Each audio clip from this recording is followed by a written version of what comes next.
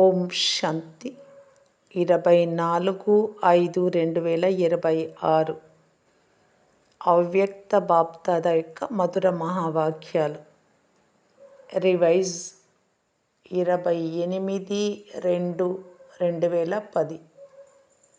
దేహభానపు నేను అన్న హోలీని కాల్చి పరమాత్మ సాంగత్యము అనే రంగు యొక్క హోలీని జరుపుకోండి. ఈరోజు హోలియెస్ట్ అత్యంత పవిత్రుడైన తండ్రి తమ హోలీ పిల్లలతో, పవిత్రమైన పిల్లలతో హోలీ జరుపుకునేందుకు వచ్చారు. నలువైపులా ఉన్న పిల్లలు దూరాల నుండి స్నేహంలో, హృదయంలో ఇమిడిపోతున్నారు. బాప్దాదా నలువైపులా ఉన్న పిల్లల మస్తకంలో మెరుస్తున్న భాగ్య నక్షత్రాన్ని చూస్తున్నారు. ఇంత గొప్ప భాగ్యం పూర్తి కల్పంలో మరెవ్వరికీ ఉండదు. ఈ సంగమయుగపు ప్రాప్తుల ఆధారంతో పిల్లలైన మీరు మాత్రమే ఎంత పవిత్రులుగా అవుతారు అంటే, తద్వారా భవిష్యత్తులో మీరు డబల్ కిరీటధారులుగా అవుతారు. ఆత్మ కూడా పవిత్రము, శరీరం కూడా పవిత్రం. పూర్తి కల్పంలో తిరిగి చూడండి, ఏ ధర్మాత్మ కూడా డబల్ పవిత్రంగా అవ్వలేదు. పిల్లలైన మీరు డబల్ పవిత్రంగా కూడా అవుతారు మరియు డబల్ పవిత్రతకు గుర్తుగా డబల్ కిరీటధారులుగా కూడా అవుతారు. ఈరోజు అందరూ హోలీని జరుపుకుంటారు, కానీ ఈ సమయంలో మీరు డబల్ హోలీగా అనగా పవిత్రంగా అయినందుకు స్మృతి చిహ్నంగానే ఉత్సవ రూపంలో హోలీని జరుపుకుంటారు. మీ ప్రతి అడుగును, మీ జీవితం యొక్క మహత్వమును ఉత్సవం రూపంలో జరుపుకుంటారు. మీరు ఈ సంగమ యుగంలో ప్రతిరోజు, ప్రతి అడుగు ఉత్సాహ ఉల్లాసాలతో ఉంటారు కనుక మీ ఉత్సాహ ఉల్లాసాల స్మృతి చిహ్నాన్ని ఈ ఉత్సవ రూపంలో జరుపుకుంటారు. ఉత్సాహాలు ఎందుకు ఉంటాయి? ఎందుకంటే మీరు పరమాత్మ సాంగత్యం అనే రంగు యొక్క హోలీని జరుపుకుంటారు కనుక మీ ప్రతి అడుగును ఉత్సవ రూపంలో జరుపుకుంటారు. హోలీలో మొదట ఒకటి కాలుస్తారు, తర్వాత రెండవది జరుపుకుంటారు. మీరు కూడా సంగమ యుగంలో ఇప్పుడు మీ పాత స్వభావ సంస్కారాలను యోగ అగ్నిలో కాలుస్తారు. ఎందుకంటే పాత సంస్కారాలను కాల్చకుండా పరమాత్మ సాంగత్యము అనే రంగు అంటుకోదు, పరమాత్మ కలయిక జరగదు. కనుక మీరు యోగాగ్నిలో సంస్కారాలను కాల్చారు, ఆ తర్వాత పరమాత్మ సాంగత్యం అనే రంగులో రంగరింపబడ్డారు. కనుక ఈ రోజుల్లో కాలుస్తారు మరియు రంగులు కూడా చల్లుకుంటారు. కానీ వారు మీ ఆధ్యాత్మిక రూపానికి స్థూల రూపాన్ని ఇచ్చేశారు. స్థూలమైన అగ్నిని వెలిగిస్తారు, స్థూలమైన రంగులు వేసుకుంటారు. ఎందుకంటే ఇప్పుడు దేహ అభిమానపు వృత్తి ఉంది. మీరు హోలీగా అవుతారు, వారు హోలీని జరుపుకుంటారు. పూర్తి కల్పంలో మరెవ్వరూ ఆధ్యాత్మిక హోలీని జరుపుకొని డబల్ పవిత్రంగా అవ్వలేదు. కనుక మీరందరూ ఎవరు ఎక్కడి నుండి వచ్చినా పరమాత్మ సాంగత్యపు హోలీలోకి వచ్చారు. పరమాత్మ సాంగత్యపు హోలీని జరుపుకునేందుకు వచ్చారు కదా. హోలీ అనగా ఏదైతే గడిచిపోయిందో అది గడిచిపోయింది, గతం గతః అని మీరంటారు. కనుక డ్రామా అనుసారం ఏదైతే గడిచిపోయిందో దానిని హోలీ అని అంటారు, గతం గతః అని. ఏ విధమైన వ్యర్థ విషయాన్ని మనస్సులోకి తెచ్చుకోరు, అది గడిచిపోయింది. మీరు ఇటువంటి హోలీని జరుపుకుంటూ ఉంటారు. హోలీ అంటే ఒకటి పవిత్రత, రెండవది గతం గతః. మీరందరూ హోలీ అనగా పవిత్రంగా పూర్తి పురుషార్థం చేసి పవిత్రతను ధారణ చేశారు. కనుకనే భవిష్యత్తులో మీకు డబల్ పవిత్రతకు గుర్తుగా డబల్ కిరీటాలను చూపిస్తారు. ఒకటి రాజ్య కిరీటంతో పాటు పవిత్రత కిరీటాన్ని కూడా చూపిస్తారు. ఈరోజు పిల్లలైన మీరు ప్రతి ఒక్కరూ దేనిని కాల్చేసి వెళ్తారు? జన్మదినోత్సవం రోజున క్రోధాన్ని జన్మదిన కానుకగా ఇచ్చేయండి అని బాబా ఏదైతే ఇంతకుముందు సండే మురళిలో ఏదైతే హోంవర్క్ ఇచ్చారో దాని రిజల్ట్ కొంతమంది పిల్లల నుండి ఈరోజు బాప్దాదా వద్దకు వచ్చింది. అక్కడక్కడ పిల్లలు దీనిపై అటెన్షన్ ఇచ్చారు అని బాప్దాదా చూశారు. మీరందరూ కూడా మీ రిజల్ట్ను తీసి ఉండవచ్చు. ఈరోజు ఇక్కడ కూర్చున్న వారిలో ఎవరైతే రిజల్ట్ తీశారో, ఎవరైతే తమ రిజల్ట్లో క్రోధాన్ని కంట్రోల్ చేసుకొని సఫలతను అనుభవం చేశారో వారు చేతులు ఎత్తండి. సఫలతను ప్రాప్తి చేసుకున్నారా? చేతులు పెద్దగా ఎత్తండి. టీచర్లు చేతులు ఎత్తండి. విదేశీయులు చేతులు ఎత్తండి. అందరూ చేతులెత్తారు, మంచిది, అభినందనలు. ఈ విషయంలో మీరందరూ స్వయంలో ధైర్యం ఉంచారు మరియు ధైర్యానికి ఫలితం ప్రాప్తించగలదు అని అనుభవం చేశారు. మరి ఈ అనుభవాన్ని ఇక ముందు కొరకు కూడా లక్ష్యంగా ఉంచుకొని మాటి మాటికి చెక్ చేసుకుంటూ ఇంకా ముందుకు వెళ్ళాలనుకుంటే అది సంభవమే అని భావిస్తున్నారా? అవుతుందా? సంభవమేనా? ఇక ముందు కూడా ఇలా వీలవుతుందా? క్రోధం లేకుండా ఉండగలరా? చేతులు ఎత్తండి. మంచిది, వీలవుతుందా? టీచర్లకు వీలవుతుందా? పాండవులు అంటే అన్నలకు వీలవుతుందా? సంభవం అవ్వగలదు అని కాదు, అవ్వాల్సిందే. ఇందుకు చప్పట్లు కొట్టండి. ఇప్పుడైతే ఇంకా ఎక్కువ రోజులు కాలేదు, కానీ ఇప్పుడు ప్రతి 3 నెలల తర్వాత ఈ రోజు నుంచి 3 నెలలు ఆ టెన్షన్ నుంచి క్రోధం యొక్క టెన్షన్ను సమాప్తం చేయగలరా? వారు చేతులు ఎత్తండి. మంచిది. ఇదైతే చాలా మంచి శుభవార్త. ఎందుకు? క్రోధానికి కారణమేంటి? క్రోధానికి బీజమేది? మీరు సదా మీ భవిష్యత్ స్వరూపాన్ని ఎదురుగా ఉంచుకోండి. మీ భవిష్యత్ స్వరూపం ఎంతగా అలంకరింపబడిన హర్షిత ముఖంగా ఉంటుంది. దేవీ దేవతల స్వరూపం బాప్దాదాను చూడండి. అందులోనూ బ్రహ్మబాబాని ఎదురుగా తెచ్చుకోండి. ఎందుకు? శివబాబా అయితే ఎలాగూ నిరాకారులు, కానీ బ్రహ్మబాబా మీ వలె సాకార రూపధారి, మీ వలె బాధ్యత కిరీటధారి అయినప్పటికీ సదా చిరునవ్వు చిందించే ముఖముతో, హర్షిత ముఖముతో ఉండేవారు. ఎందుకంటే ఈ వికారాలపై విజయాన్ని ప్రాప్తి చేసుకొని శరీరంలో ఉంటూ కార్యం చేస్తూ మీ ఎదురుగా ఉదాహరణగా ఉండినారు. బ్రహ్మబాబా కంటే మీకు ఎక్కువ బాధ్యత ఉందా? బ్రహ్మబాబాకు కల బాధ్యతల ముందు మీ బాధ్యతలు అసలు ఏమీ కాదు. చివరి వరకు కర్మాతీత వైబ్రేషన్లలో ఉంటూ అవ్యక్త ఫరిస్తాగా అయిపోయారు. ఇప్పుడు బాప్దాదాకి ఇచ్చేసిన కానుకను వాపస్ అయితే తీసుకోరు, క్రోధాన్ని ఇచ్చేశారు కదా. కార్య వ్యవహారాలలోకి వచ్చినప్పుడు అక్కడక్కడ ఇటువంటి పరిస్థితులు వస్తాయని బాప్దాదా అర్థం చేసుకుంటారు. మాటలు బిగ్గరగా వచ్చేస్తాయి, మూడ్ కొంచెం తీక్షణంగా అయిపోతుంది. చాలామంది రిజల్ట్లో కూడా వ్రాశారు, కానీ ఇలాంటి విషయాలు ఎదురుగా వచ్చినప్పుడే కదా విజయులుగా అయ్యే అవకాశం ఉంటుంది. అవి పరీక్షలు, అందులో మీరు పాస్ కావాలి. విషయాల పని రావటం, కానీ విషయాలను దాటుకొని విజయులుగా అవ్వడమే మీ జ్ఞానం. మరి ఇష్టమైన క్రోధానికి వీడ్కోలు ఇస్తారా? సదా కొరకు ఇస్తారా, లేక 3 నెలలకు మాత్రమే ఇస్తారా? ఎంత సమయం కోసం ధైర్యం ఉంది? సదా కొరకు క్రోధజీతులుగా అవ్వడం కష్టమేమీ కాదు, అవ్వాల్సిందే అని భావించేవారు చేతులెత్తండి. అవ్వాల్సిందే, మంచిది. బాప్దాదా సంతోషిస్తూ ఉన్నారు. ఎందుకు? మీ చివరి జన్మలో కూడా మీ మహిమను ఏమని పాడతారు? మీ దేవతా రూపం ఎదురుగా సర్వగుణ సంపన్నులు, సంపూర్ణ నిర్వికారులు అని మీ మహిమను పాడతారు. మీరు ఈ విధంగా తయారయ్యే పాత్ర ఇప్పుడు ఈ సంగం యుగంలోనిదే. బాప్దాదా మనస్సులో ఒక విశేషమైన ఆశ ఉంది. చెప్పమంటారా? తల ఊపండి, చెప్పమంటారా? బాప్దాదా ఇప్పటి నుండే 2010లో చెప్పారు. ఇప్పటి నుండి పిల్లలు ప్రతి ఒక్కరూ సదా వికసించిన గులాబీ పుష్పం వలె చూడాలి అని కోరుకుంటూ ఉన్నారు.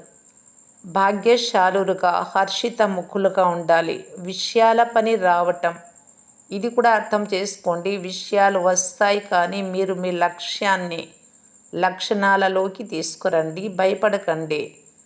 బ్రహ్మకుమారీలు పవిత్రత పాఠాన్ని చాలా నేర్పిస్తారు అని ఎలాగైతే ఇప్పుడు అంటున్నారో, అదేవిధంగా బ్రహ్మకుమారీలు క్రోధముక్తులుగా చేస్తారు అని ప్రసిద్ధం అవ్వాలి. ఎందుకంటే క్రోధం నుండి ముక్తి కావాలి అని అందరూ కోరుకుంటారు.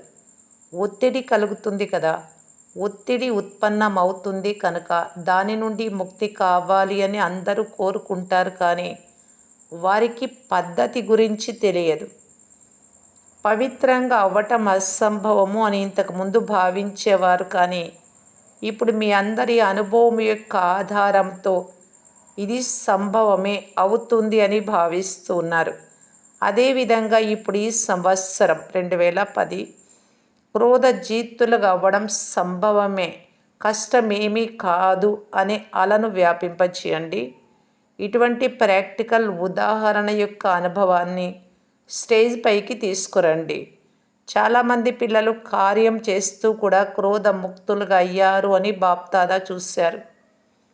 ఇటువంటి ఉదాహరణగా మీ పరివారంలో, బ్రాహ్మణ పరివారంలో తయారయ్యారు. మరి ఈ సంవత్సరం ఏం చేస్తారు? హోలీ జరుపుకునేందుకు వచ్చారు కదా, హోలీలో ఏం చేస్తారు? ఏదైనా కాలుస్తారు కదా. మరి ఈనాటి హోలీలో మీరేం కాలుస్తారు? క్రోధమునైతే చేసేసారు, అంటే క్రోధముక్తులైతే అయిపోయామన్నారు. దీనిని పక్కా చేసుకుంటారు కదా. కానీ బాప్దాదా ఏం చూశారు అంటే, ఒత్తిడిలోకి రావటానికి కారణం దేహ అభిమానము మరియు దేహభానంతో కూడిన నేను అనే మాట. ఒకటేమో నేను ఆత్మను అనుటలో నేను అనేది వస్తుంది. కానీ దేహ అభిమానంతో కూడిన నేను అనేది ఒకటి అభిమానంతో కూడా వస్తుంది, రెండు అవమానంలో కూడా వస్తుంది. అంతేకాక నిరాశతో కూడిన నేను నేను అనేది కూడా క్రిందకు దిగజారుస్తుంది. దేహ అభిమానంతో వచ్చేటటువంటి నేను అనేది నేను అది చేయగలను, నాలో ఈ విశేషత ఉంది, నాతోనే అవుతుంది, నేను ఇంత గొప్ప, ఇలాంటివంతా నేను అనే రూపంలోనే వస్తుంది. రెండవది అవమాన రూపంలో, అంటే ఎందుకు నన్నే ఇలా అన్నారు, ఇలా ఎందుకు చేశారు, అలా ఎందుకు కాకూడదు, ఇలాంటివి వస్తాయి. మూడవది నిరాశలో, నాకే ఎందుకు ఇలా జరుగుతోంది బాబా, నాకు డ్రామాలో ఎందుకు ఇలాంటి పాత్రను ఇచ్చారు, ఈ విధంగా రకరకాలుగా నిరాశతో కూడా అంటూ ఉంటారు నేను నేను అని. కనుక ఈరోజు క్రోధజీతులుగా అయ్యే లక్ష్యంలో ముందుకు వెళ్ళేందుకు దేహ అభిమానపు నేను అనే దానిని యోగాగ్నిలో కాల్చండి. అనేకమైన నేను నేను అనే వాటిని కాల్చండి. మరియు ఒక్క నేను అనగా నేను ఆత్మను అనే దానిని పక్కా చేసుకోండి. ఇక మిగతా నేను అనే వాటిని ఈరోజు యోగాగ్నిలో కాల్చేసి వెళ్ళండి. అనేకమైన నేను అనేవి ఉన్నాయి కదా, మరి ఈరోజు కాల్చేసే హోలీని జరుపుకుంటారా? ఎందుకంటే క్రోధం కారణంగా చాలా ఒత్తిడి కలుగుతుంది. కనుక ఈ నేను అనే దానిని సమాప్తం చేసేందుకు ఈరోజు మీ లోపల సంకల్పం తీసుకోండి, కాల్చేయాలి. ఎందుకంటే ఇది కూడా బరువే కదా. ట్రైన్లో వెళ్ళండి, ఫ్లైట్లో వెళ్ళండి, కానీ ఈ బరువును మాత్రం ఇక్కడే కాల్చేసి వెళ్ళండి. కాల్చగలరా? పిల్లలు ధైర్యం ఉంచితే తండ్రి సహాయం తోడుగా ఉండనే ఉంటుంది, విజయం కూడా తోడుగా ఉంటుంది. కనుక నేను విజయీగా అవ్వాల్సిందే అని ఎవరైతే భావిస్తున్నారో వారు చేతులెత్తండి. అవ్వాల్సిందే, మంచిది. ఈరోజు వచ్చిన విఐపీలు కూడా చేతులు ఎత్తుతున్నారు. విఐపీలు లేచి నిలబడండి, చేతులు ఎత్తుతున్నారు, చప్పట్లు కొట్టండి. విజయులుగా అవుతారా? చూడండి, ఎవరెవరు విజయులుగా అవుతారో వారికి ఒక్కొక్కరికి మాలను వేస్తున్నాము. అభినందనలు, అభినందనలు. ఇప్పుడు వచ్చిన విఐపీలు అందరూ ధైర్యవంతులు కనుక బాప్దాదా వరదానం ఇస్తున్నారు. ఈ సమయంలో ఈ ఒక్క జన్మ కోసం ఏ కార్యంలోనైనా మీరు విఐపీలుగా ఉండొచ్చు, కానీ బాప్దాదా ధైర్యశాలి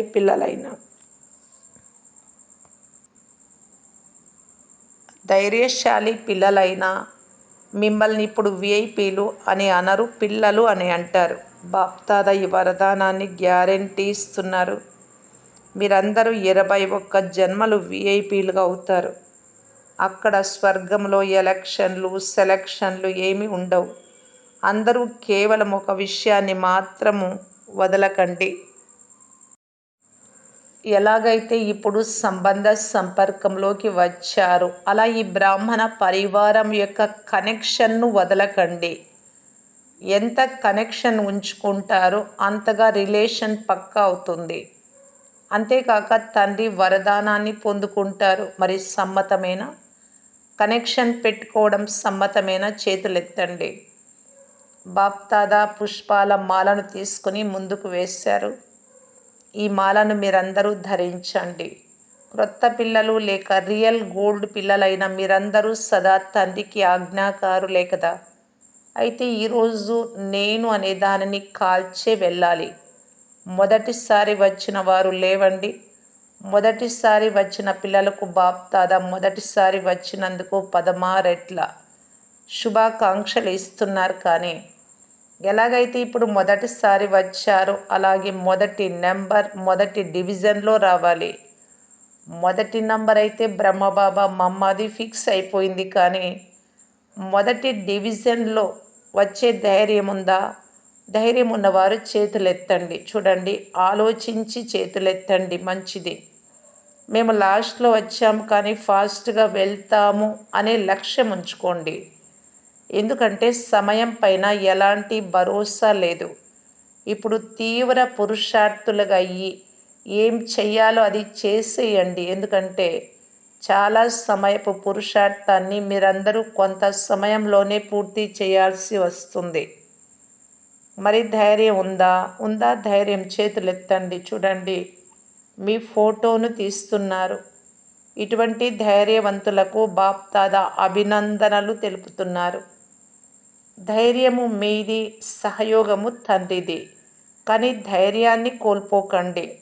మీ భాగ్య నక్షత్రాన్ని సదా మెరిసేలా ఉంచుకోండి. ఎందుకంటే ఈ జన్మలోని తీవ్ర పురుషార్థం కాదు, తీవ్ర ప్రయత్నం అనేక జన్మల భాగ్యాన్ని తయారు చేస్తుంది. కనుక ఎప్పుడూ ధైర్యాన్ని కోల్పోకండి.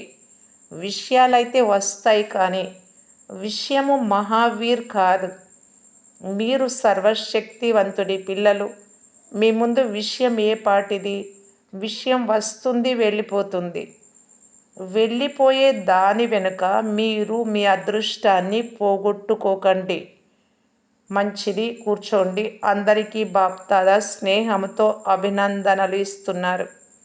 ఏ విషయానికి? ధైర్యం ఉంచారు. పిల్లలందరూ ధైర్యంతో చేసిన సంకల్పానికి బాప్దాదా సంతోషిస్తూ ఉన్నారు. మరి హోలీ జరుపుకున్నారా?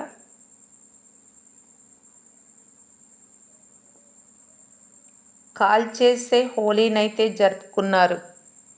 మరియు పరమాత్మ సాంగత్యపు రంగు యొక్క హోలీని కూడా జరుపుకున్నారు. కాల్చారు కూడా, జరుపుకున్నారు కూడా. ఇప్పుడు బాప్దాదా పిల్లలందరితో ఒక డ్రిల్ చేయించాలి అని అనుకుంటూ ఉన్నారు. ఎందుకంటే నలువైపులా పరిస్థితులు ఉన్నాయి. ఒక చోట ఒక పరిస్థితి, మరొక చోట మరొక పరిస్థితి ఇలా ఉంది. నలువైపులా ఉన్న ఇటువంటి పరిస్థితుల మధ్యలో మీరు ఒక్క సెకండ్లో ఏకాగ్రం అవ్వగలరా? ఇటువంటి అభ్యాసాన్ని స్వయంలో అనుభవం చేస్తున్నారా? ఏదైనా సమయంలో కారణ అకారణంగా ఏదైనా విషయం పట్ల వ్యర్థమైన సంకల్పాల తుఫాను వచ్చింది అనుకోండి. అలాంటి సమయంలో మీరు మీ మనస్సు బుద్ధిని ఏకాగ్రం చేయగలరా?